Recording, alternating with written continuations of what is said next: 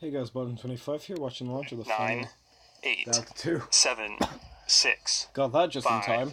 4, 3, 2, 1. Ignition. Liftoff of the final Delta 2. From Launching nearly Vandenberg Air 3 Force decades Base. of science research and exploration missions, lifting IceSAT-2 on a quest to explore the polar ice sheets of our constantly changing home planet. Go IceSat, go Delta.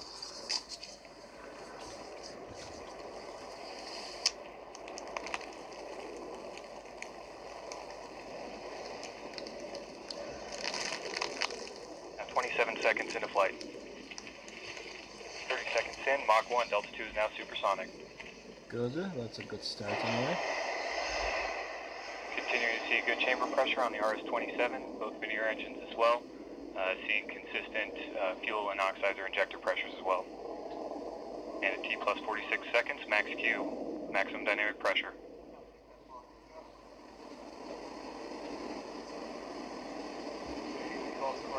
And at 57 seconds in, we have wet burnout on the solid rocket motors, seeing good responses. What burnout now? And we have burnout on all 4 motors. Okay, so that means we're approaching jettison of those. And Delta will hold on to those motors for an additional 20 seconds prior to jettison. Presumably to let them burn out. Let any excess fuel just burn out. Now 1 minute 20 seconds in, standing by for motor jettison. There you go. And we have good indication of jettison of all 4 solid rocket motors. Now 1 minute 30 seconds into flight. Continuing to see good chamber pressure on the RS-27, good chamber pressures on both veneer engines as well. Seeing stable pressures on the fuel and oxidizer injector pressures. Good. Vehicle body rates looking stable.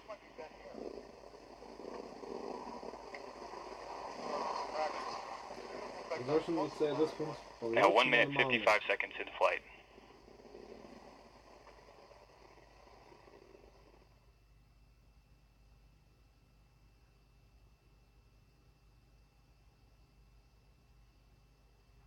And 2 minutes 10 seconds in.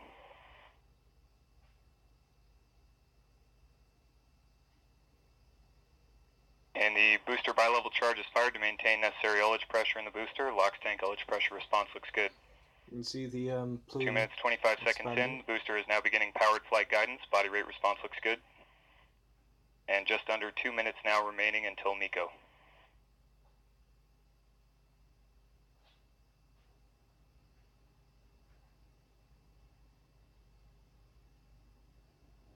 And at 2:45 seconds into flight, continuing to see good performance on the RS-27 main engine and good chamber pressures on both veneer engines as well.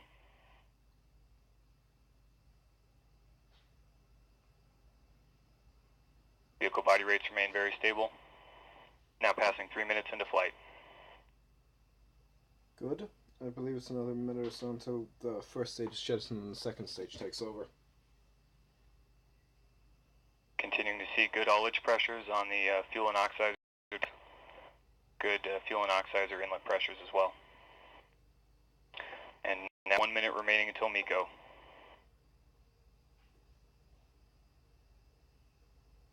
Three minutes, 30 seconds into flight.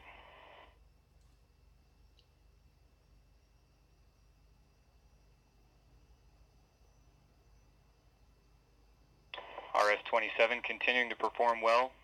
Stable chamber pressure and fuel and oxidizer injector pressures, and seeing good stable pressures on both veneer engines. You should be able to see quite clearly when the engine shut down. Now passing 4 minutes into flight. For those of you wondering, approximately 20 seconds remaining until engine cutoff. Right, vernier engines are 2 little engines off the side of the main engine that provide roll control, and I presume they can also be used for pitch and yaw. And booster has stopped active guidance in preparation for MECO. Standing by for engine cutoff. Engine cutoff. And we have cutoff of the RS-27. Vernier engines continuing to burn as expected. Standing by for veneer engine cutoff. Vernier cutoff. And we have good veneer engine cutoff. I presume we will have separation in a moment. I believe, there we go, ignition of the upper stage. You can tell by the way the plume gets kind of blown away. And now 4 minutes, 45 seconds into flight. We've seen good separation of stage 1 and 2 and good ignition on the second stage. 4 minutes, 55 seconds into flight. Chamber pressure on the AJ-10 looks good. Body rate's looking good. And we have good indication of fairing jettison.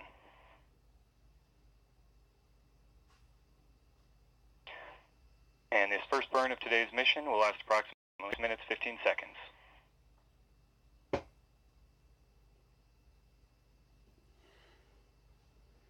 Now we switch to the animation.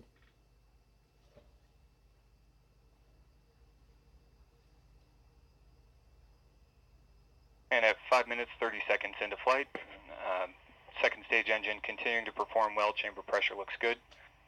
Seeing good stable hydraulic system pressure. Fuel and oxidizer feed line pressure is also looking very good. And vehicle body rates looking very stable.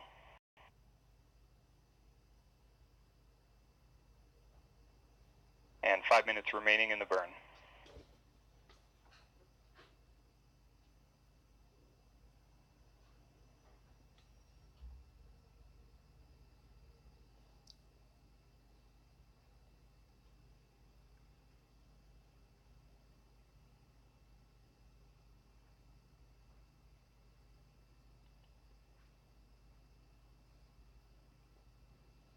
Not much to say at the moment.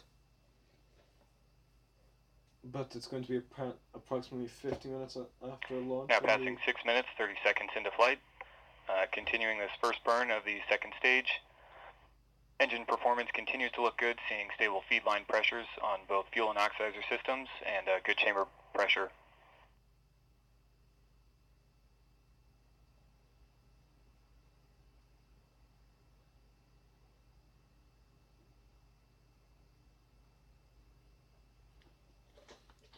Okay. Now passing 7 minutes into flight.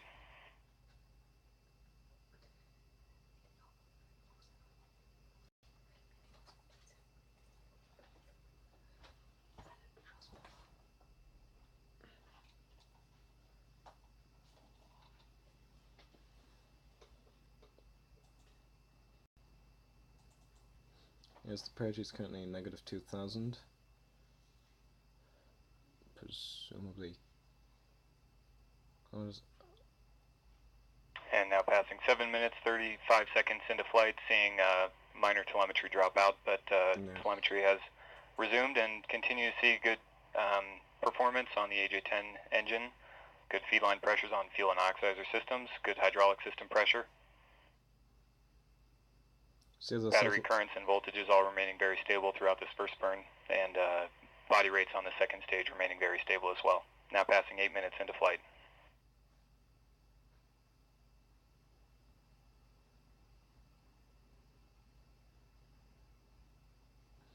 Guess the satellite will be deployed apparently about 50 minutes after launch.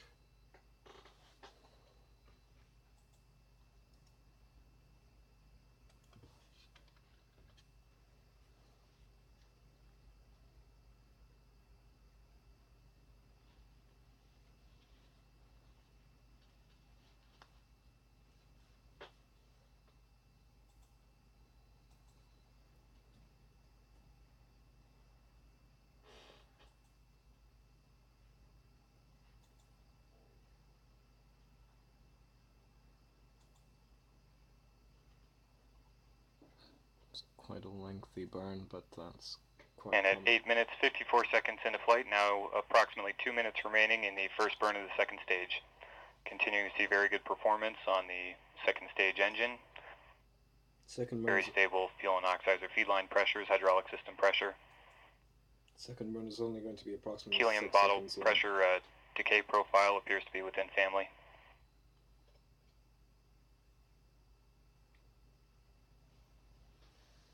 And there is going to be a third and fourth burn, I believe.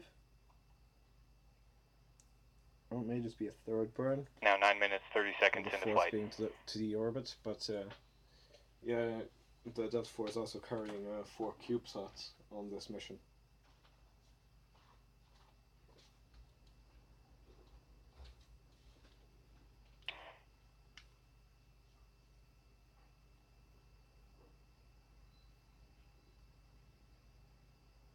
Approximately 1 minute remaining until SECO 1.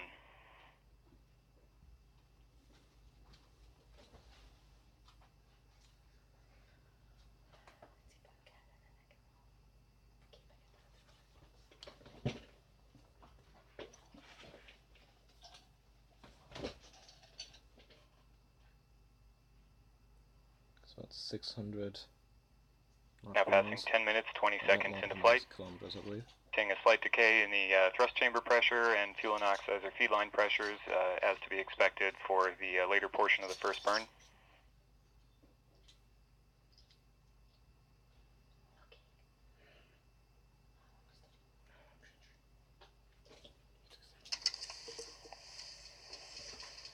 And standing by for engine cutoff in approximately 10 seconds. Oh, really? Well, the perigee is still. Oh no, the perigee is about to go positive.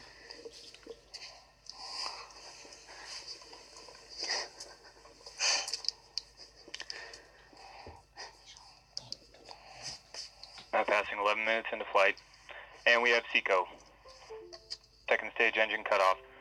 The animation Body hasn't rates quite got damping that. out well Now after it does. the transients from the shutdown event. So there you heard the United Launch Alliance launch commentator, Patrick Moore, taking you through the first 11 minutes. As you said, Mick, a lot of work, still a lot to go. Absolutely, Joshua. You know, the team has done a fantabulous job to get here today. I can't even speak. It's I'm just That's how exciting it is. Yeah. I'm still a lot to go to be done to get us to exploration. As we just heard, we had SECO 1, second stage engine cover, entering a long coast now, and then we'll get ready for put IceSat on its final trajectory. Yeah, in the meantime, we're going to send it back over to Stephanie to unpack more of the science and the research that we're doing as part of the IceSat-2 mission. Stephanie, back to you. Thank you both. Pause, see if it's second burn. IceSat-2 is the next step in NASA's plan to start. Chris Gersh recently spoke with Deputy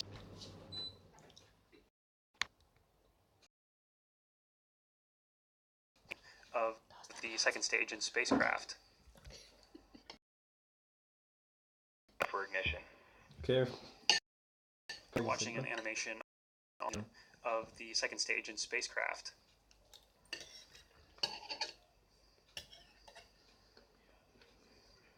And we have ignition on the second stage. Chamber pressure looks good. There we go. Standing by for cutoff. And that's going to be another roughly And we have 10 engine minutes. cutoff. Awesome. So good calls Well there. done. Hydraulic pressure now coming A back down. startup and a cutoff. Obviously, the animation there, you see that as well. Again, just a great picture to kind of resemble what's going on up in space. Thankful to have those animations to help you get a chance to really kind of experience what's going on up there. Mick, we've talked about Right, this. I'll pause again and this orbit see around it for the Earth, separation. But there's a lot that goes in beyond the teams that are here on the ground for the launch, which are still actively working to make sure that this is a success. There's a lot of teams that are still going to be working past today to make sure that the spacecraft is successful. So tell us about what's involved nationally or globally in taking care of a spacecraft. So we talked about those teams that are involved: Northrop Grumman, Goddard Space Flight Center. Once the IceSat gets on orbit and gets its solar arrays deployed, the teams will be taking over. Some of them located in Maryland and some in Virginia, and they will be monitoring the health of IceSat and prepping it to get started and commissioned up to start doing the science work. So as we talked about, not a big team to take care of getting launch off today, a team to get the spacecraft on orbit and maintain that for the next 3 years. Yeah, and I know that we had a good laugh. We were talking about some of the telemetry we get from around the Earth. There's a few sites around the globe that we rely on to help us track our spacecraft. And we had an incident with an animal not too long ago. Can you talk about that? Tell our viewers. Yeah, our site's a Heart of Beastock site that we'll be using to track the vehicle. We tend to send a live video from there to make sure everything's working.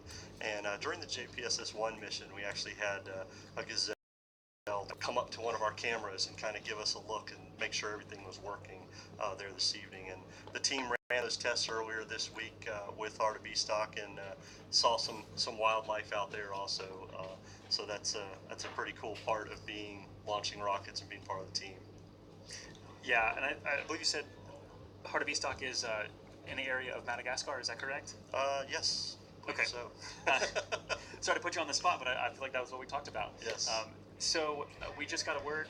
And we're starting to see, actually here in the MDC, Joshua, behind us, some video coming through of the IceSAT-2 spacecraft on the front of the rocket. We're hoping to be able to have the spacecraft separation live for you.